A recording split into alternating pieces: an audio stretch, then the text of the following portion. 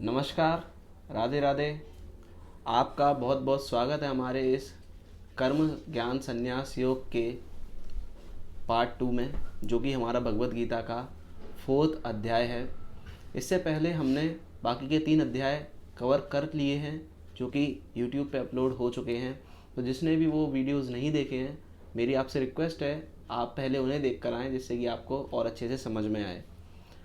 पिछले वीडियो में पार्ट 1 में हमने 30 श्लोक्स कवर कर लिए थे। आज हम 31st श्लोक से स्टार्ट करेंगे। तो चलिए स्टार्ट करते हैं बिना किसी देरी के।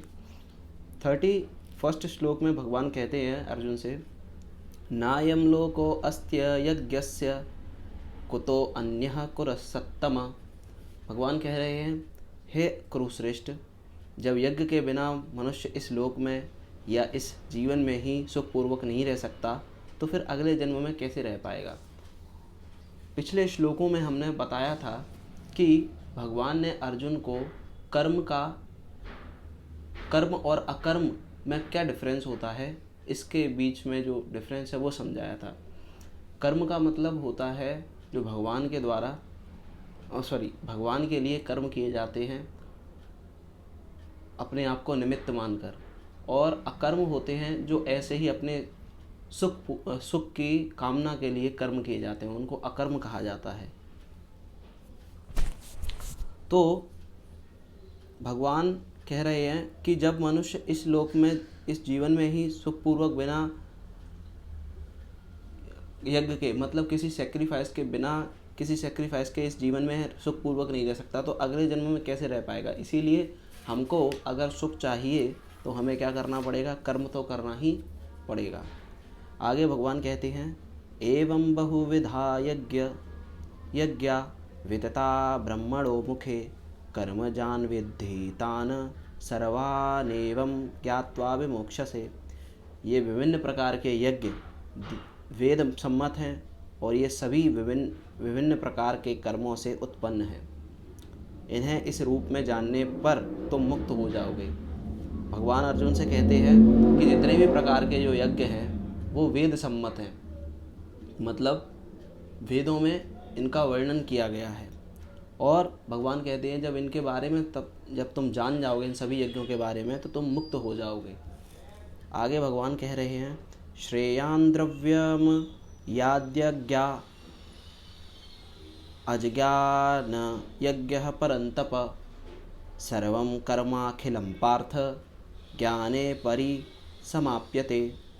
हे परंतप, द्रव्य यज्ञ से ज्ञान यज्ञ श्रेष्ठ है। हे पार्थ, अंततो गत्वा सारे कर्म यज्ञों का अवसान दिव्य ज्ञान में होता है। भगवान यहाँ पर सबसे श्रेष्ठ यज्ञ बताते हैं ज्ञान यज्ञ को, जो ज्ञान के द्वारा अर्जित यज्ञ किया जाता है, उसको सबसे श्रेष्ठ यहाँ पर बता रहे हैं। मतलब हम द्रव्य यज्ञ का मतलब होता है जो हम मटेरियलिज्म के लिए पीछे जो भागते हैं, उसको भगवान श्रेष्ठ नहीं बताते। और जब हम नॉलेज के पीछे भागते हैं, नॉलेज के लिए सेक्रीफाइस करते हैं, उसको भगवान श्रेष्ठ बता रहे हैं। आगे भगवान कहते हैं, तद्विद्धि प्रणिपातेन परिप्रश्नेन सेवया उपदेक्षन्ति ते ज्ञानम ज्ञानिनस्तत्त्वदर्शिनः। तुम गुरु के पास जाकर सत्य को जानने का प्रयास करो, उनसे विनीत होकर जिज्ञासा करो और उनकी सेवा करो। स्वरूप सिद्ध व्यक्ति तुम्हें ज्ञान प्रदान कर सकते हैं, क्योंकि उन्होंने सत्य का दर्शन किया है। अब भगवान यहाँ पर गुरु का वर्णन करते हैं और वो कहते हैं कि अगर तुम्हें सत्य को जानना है तो तुम्हें किसके पास जाना चाहिए, गुरु के पास। और एक ऐसा गुरु हमें चुनना चाहिए जिन्होंने सत्य का दर्शन किया हो, तभी तो वो हमें सत्य का दर्शन करा पाएगा। और उनसे विनीत होकर जिज्ञासा करनी चाहिए। मतलब गुरु के पास जब भी हम जाएं या किसी भी साधु संत के पास जाएं, तो ऐसे ही नहीं जाना चाहिए कि मतलब ऐसे ही मिलने के लिए चले गए और वहाँ पर भंडारा वगैरह खाने के लिए चले गए। हमें क्या करना चाहिए, गुरु के पास जाकर थोड़ा सा क्यूरियस होकर जो हमारे अध्यात्म से जुड़े प्रश्न है, जीवन से जुड़े प्रश्न हैं, उनको पूछना चाहिए। और उनकी सेवा करनी चाहिए पहले, उसके बाद प्रश्न करना चाहिए। सेवा करने के बाद जब हम प्रश्न करते हैं तो वो हमें क्या है, ज्ञान प्रदान करेंगे, क्योंकि उन्होंने सत्य का दर्शन किया है। आगे भगवान कहते हैं, यज ज्ञात्वा न पुनर्मोह मेवं यास्यसि पांडव येन भूतान्य शेषाणि द्रक्ष्यस्यात्म अन्यथो मयि। स्वरूप सिद्ध व्यक्ति से वास्तविक ज्ञान प्राप्त कर चुकने पर तुम पुनः कभी ऐसे मोह को प्राप्त नहीं होगे। भगवान कहते हैं यहाँ पर कि स्वरूप सिद्ध व्यक्ति से जब हम ज्ञान प्राप्त करते हैं, स्वरूप सिद्ध व्यक्ति कौन है, जिसने सत्य का दर्शन किया है, जब तुम ऐसे व्यक्ति से ज्ञान प्राप्त कर लोगे तब तुम फिर से किसी मोह में नहीं फंसोगे, क्योंकि इस ज्ञान के द्वारा तुम देख सकोगे कि सभी जीव परमात्मा के अंश स्वरूप हैं, अर्थात वे सब मेरे हैं। अब भगवान यहाँ पर कहते हैं कि जब हम स्वरूप सिद्ध व्यक्ति से ज्ञान प्राप्त कर लेते हैं तो हम किसी मोह में नहीं फंसते। क्यों? क्योंकि सारे ही व्यक्ति या सारे ही जीवात्मा भगवान के ही अंश स्वरूप हैं, इसका हमें ज्ञान हो जाता है। और ज्ञान होने पर ऐसा प्रतीत होता है कि ये सभी क्या हैं, भगवान के हैं। अपि चेदसि पापेभ्यः सर्वेभ्यः पापकृत्तमः सर्वं ज्ञानपल्लवेनैव व्रजनं संतरिष्यसि। यदि तुम्हें समस्त पापियों में भी सर्वाधिक पापी समझा जाए तो भी तुम दिव्य ज्ञान रूपी नाव में स्थित होकर दुख सागर को पार करने में समर्थ होगे।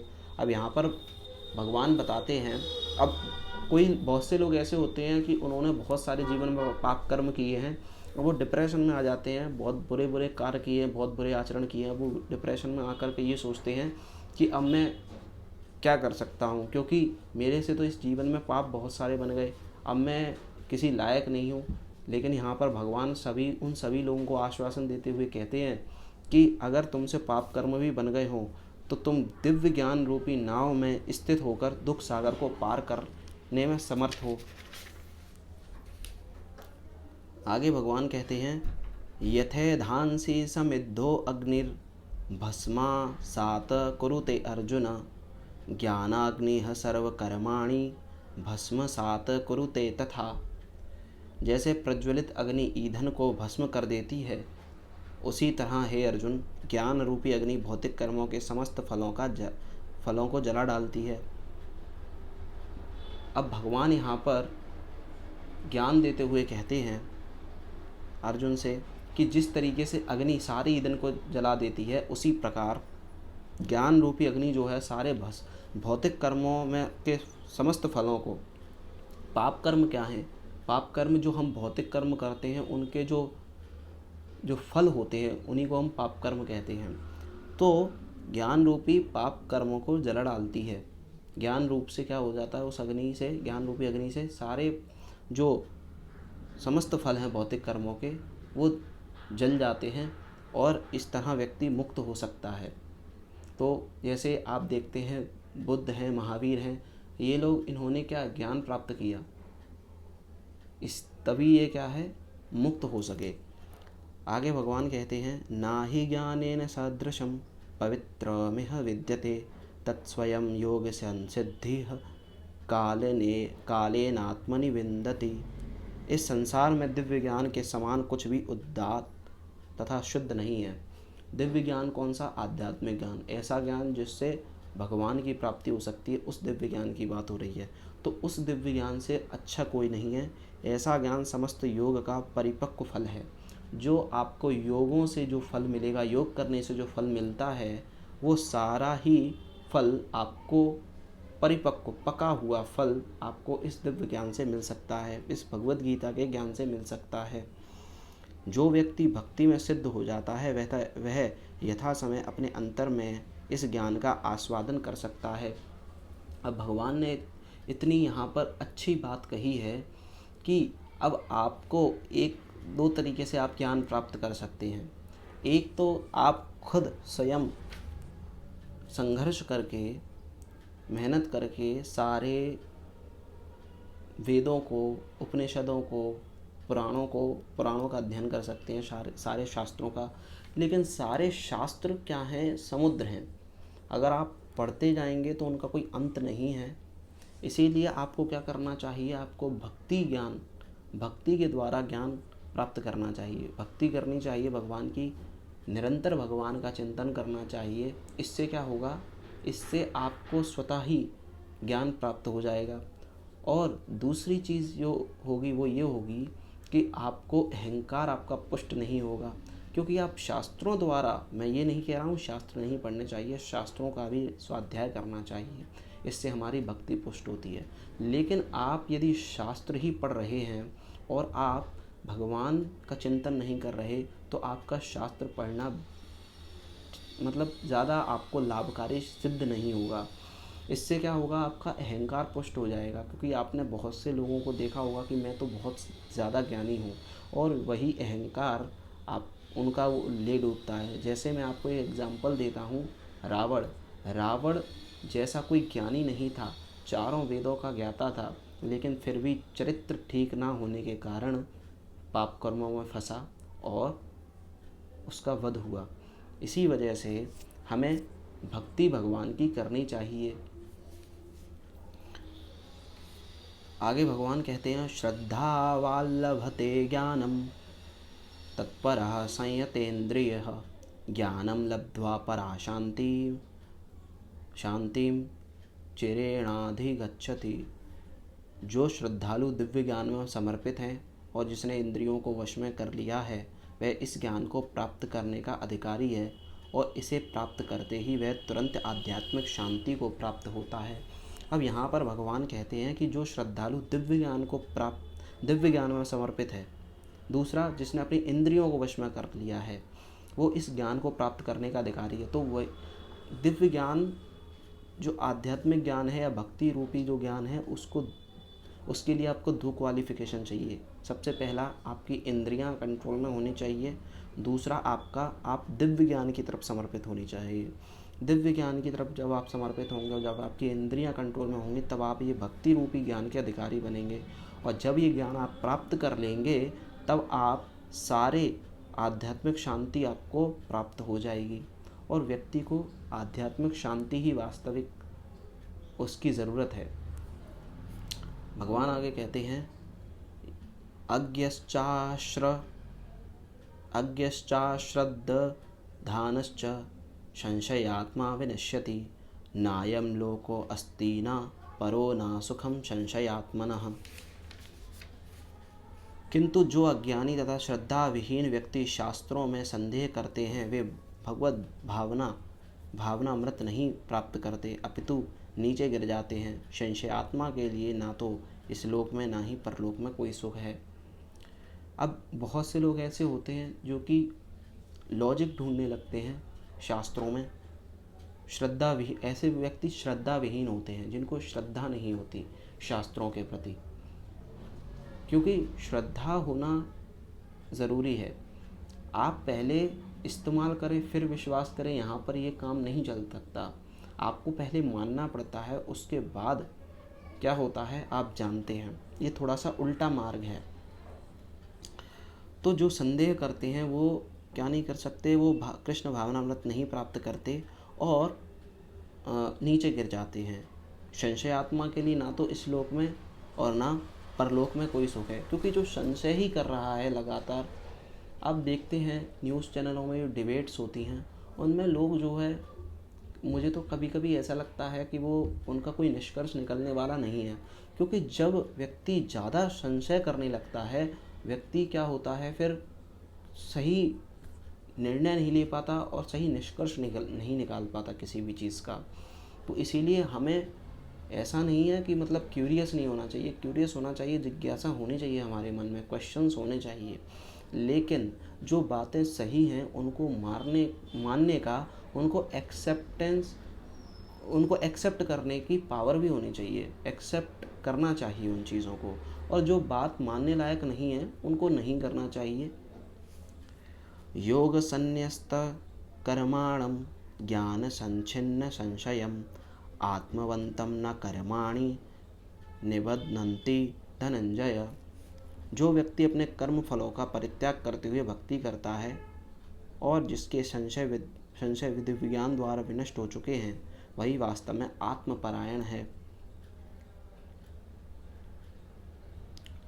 हे धनंजय, वह कर्मों के बंधन से नहीं बंधता। अब भगवान बताते हैं कि कौन सा व्यक्ति कर्मों के बंधन से नहीं बंधता। सबसे पहली आपने देखा होगा कि मतलब अभी तक हम जो अध्याय जितने भी पढ़ चुके हैं उसमें भगवान बार बार एक ही बात को रिपीट कर रहे हैं कि हमें क्या नहीं करना है, अपने कर्मों के बंधन से नहीं बंधना है, अपने कर्मों के फल के बंधन से नहीं बंधना है। क्योंकि यदि हम कर्मों के बंधन से बंध जाएंगे तो हम कोई कार्य नहीं कर पाएंगे और यहीं से ही सारी समस्याएं शुरू होती हैं।